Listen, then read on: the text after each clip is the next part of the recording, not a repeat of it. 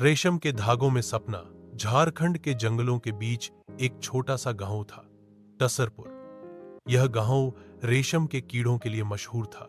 यहाँ की महिलाएं रेशम कीट पालती, उनके कोकून गोल खोल से रेशम का धागा निकालती और उन्हीं से कीमती साड़ियां, शाल और कपड़े बनते। लेकिन इन सब के पीछे छुपी थी मेहनत, धैर्य और त्याग। इस गांव में रहती थी एक 13 साल की लड़की, गुड़िया।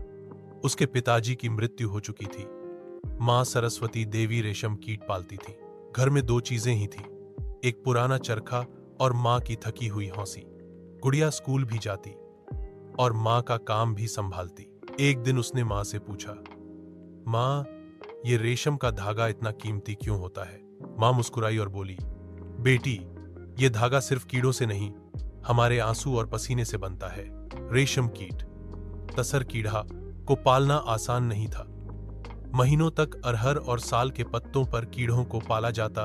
फिर जब वो कोकून बनाते, यानी खोल में लिपटते, तो वो वक्त होता सबसे नाजुक और भावुक। इन कोकून को गर्म पानी में उबाला जाता, जिससे कीड़े मर जाते, और फिर उसमें से बहुत बारीकी से रेशम का धागा निकाला जाता।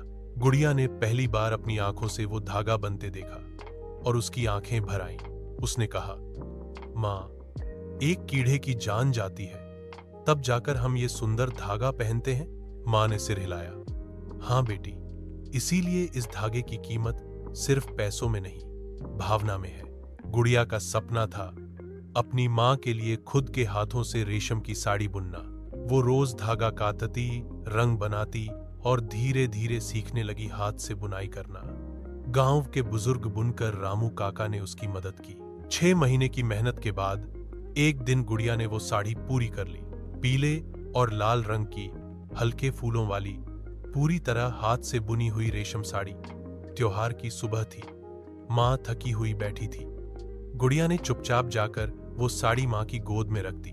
सरस्वती देवी ने साड़ी को हाथ लगाया, उसकी बनावट महसूस की और पहचान लिया कि ये उनकी बेटी के हाथों का चमत्कार है। वो फूट फूट कर रो पड़ी। बेटी, तूने जो बुना है वो साड़ी नहीं, मेरा जीवन है। उस साड़ी को बाद में एक हस्तशिल्प मेले में भेजा गया। वहां उसे बेस्ट हैंडमेड सिल्क का इनाम मिला। अब गुड़िया रेशम प्रशिक्षण केंद्र चलाती है, जहां वो गांव की अन्य लड़कियों को सिखाती है। रेशम के धागे से सिर्फ कपड़ा नहीं, सपने बुने जाते हैं। सीख, भावुक संदेश। हर रेशम की साड़ी के पीछे होती है एक कहानी, कीड़ों का त्याग और औरतों के हाथों की तपस्या। जब अगली बार रेशम का कपड़ा पहनना, उस मेहनत और भावना को याद रखना।